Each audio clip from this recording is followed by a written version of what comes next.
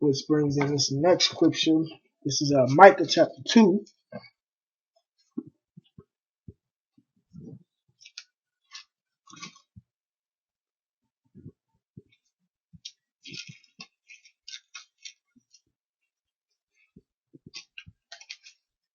This is Micah chapter 2, verse 1. Woe to them that devise iniquity and work evil upon their beds.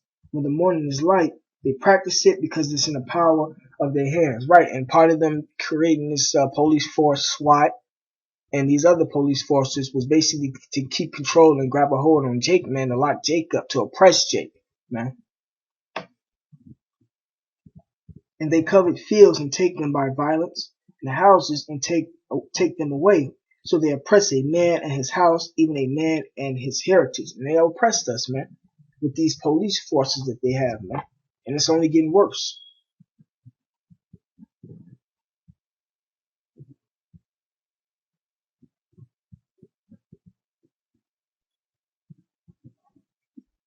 All right, this is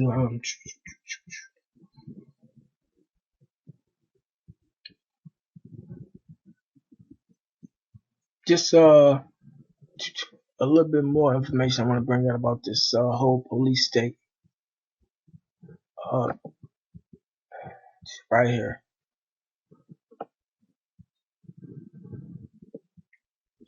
This is how you know you're living in a police state, man. And that Esau's agenda is in full effect right now, man. It's called electronic police state. And you can get this from under mass surveillance. I picked this up from Apostle Ramlod.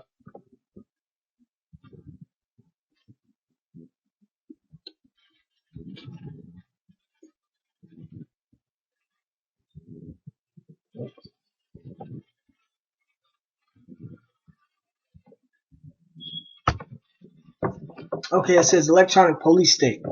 It says an electronic police state is a state in which the government aggressively uses electronic technologies to record, collect, store, organize, analyze, search, and distribute information about its citizens.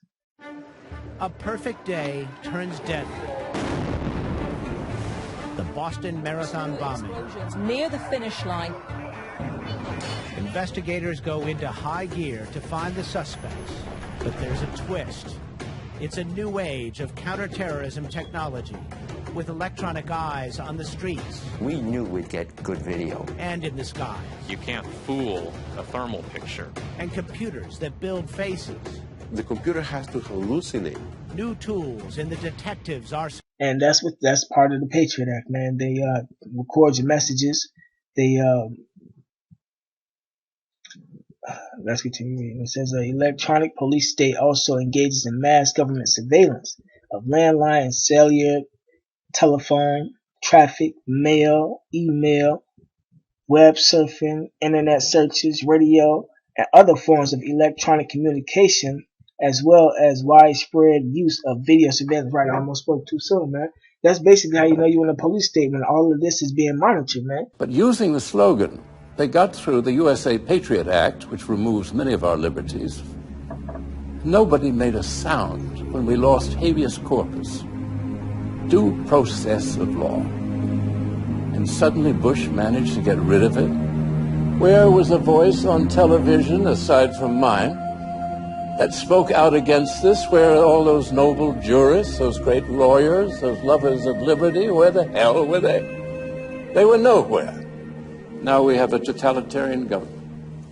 And the totalitarian government wants to watch everybody, total surveillance of everyone. They listen to the telephone conversations. They look at your credit cards. They look where you travel. We are totally policed. This is contrary to everything in our Constitution. A 2010 Pentagon directive details what critics say is a policy that envisions the Obama administration's potential use of military force against Americans. The directive has non-controversial provisions on support to civilian fire, emergency services, and domestic use of the Army Corps of Engineers. But the Washington Times reports that the troubling aspect of the directive is that it outlines the presidential authority for the use of military arms and forces, including drones, in operations of domestic unrest. I believe it would be constitutional for the government to target and kill any U.S. citizen with a drone or with a shotgun without due process. Nor should any president deploy armed drones over U.S. soil.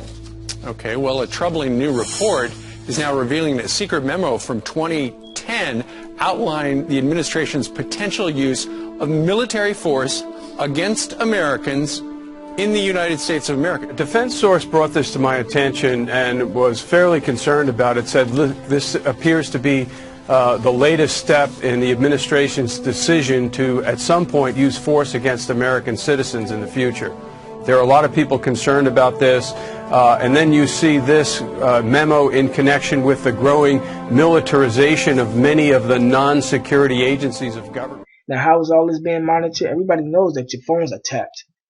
But also, when you get when you search out certain articles or whatever you be looking at online, they take that and they keep that, man. That's why you always getting certain ads that pop up on your screen of stuff that you done looked at probably a week ago. That's them monitoring and learning your every move on what you like to do and what you think about certain things, man, through what you look up and shit. And they storing that data in their computer system. You thought that was just, oh, okay, damn, that's good. They got this so I can remember it, this, that, and the other. Shit, I almost forgot about it. But now all that is a sign of the police state because they tracking everything you do and then you know what you like, man. It says,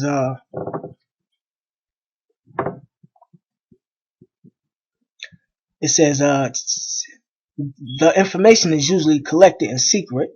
It says electronic police states may be either dictatorial or democratic. Right, so you always been living in the police state, man. It says the crucial elements are not politically based so long as the government can afford the technology and the populace will permit it to be used. An electronic police state conform the continual use of electronic mass surveillance conform. It says the continual use of electronic mass surveillance can result in constant low-level fear with the population, which can lead to self-censorship and exerts a powerful coercive force upon the populace. It says 17 factors for judging the development of an electronic police state were suggested in the Electronic Police State 2008 national rankings. So not only your police being militarized and, certain legislations and laws being taken away from you, certain freedoms, the electronic side of a police state is them collecting all types of information on you, man. And what we've seen is a counter-terror creep in our local police forces through a program called JTTF, or the Joint Terrorism Task Force, where the FBI and even the CIA are able to come in and dictate to local police forces how they can treat, monitor, and spy on local populations. The NYPD, as I reported and as the Associated Press reported, has set up what it calls a demographics unit. And this is following Police Commissioner Ray Kelly's several trips to Israel, where they've monitored virtually all areas of Muslim life in the United States. So clearly, they've gone beyond protecting civilians. It's not clear exactly who they're guarding, but with respect to the Occupy Wall Street, if you go down there, and if you went down there when the encampment was intact at Zuccotti Park, they were protecting the financial institutions at Wall Street. But at the same time, there's simply an effort by federal law enforcement to take the reins of local law enforcement, to corrupt local law enforcement, destroy the relationship between civilians and the police, and to treat civilians as criminals, if not terrorists, or as Avi Dichter, FBI Director Robert Mueller's so-called mentor, said, crimi-terrorists. As well as it says daily documents required to use and tracking of state-issued identity documents and registration, border and travel control, inspections at borders, searching computers and cell phones, demanding decryption of data and tracking travel within as well as to and from the country. So that's another way they're tracking you. It says financial tracking, a state's ability to record and search financial transactions, checks, credit cards, wires, etc. So some of the shit that you thought was normal really wasn't normal. It says gag orders, it says anti-encryption laws, lack of constitutional protections, and that's what you see happening, a lack of constitutional privacy protection, or the routine overriding of such protections. That's what Senate Bill 1867 was about. That's what the Patriot Act 1 and 2 is about. That's what a whole bunch of more legislations was about, in which I should be putting up more lessons on that. Yahar Ratazah. It says data storage, the ability of the state to store the data gathered. It says data search, the ability of organizations and search the data gathered, or the ability to organize Slack-it and search the data gathered. It says data retention requirements.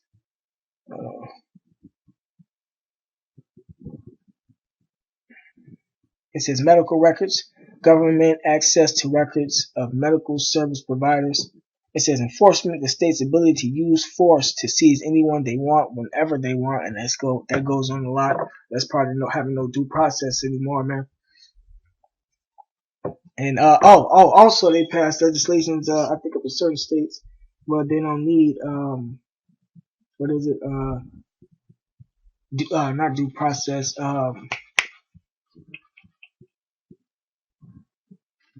It's basically a home invasion legislation. I have to look it up again. It says a lack of habeas corpus, lack of a right for a person under arrest to be brought before a judge or into court in a timely fashion, or the overriding of such rights, and they doing that. It says, yeah, here it is, right here. Loose or no warrants, arrests or searches made without warrants or without careful examination and review of police statements and justifications by a truly independent judge or one third party.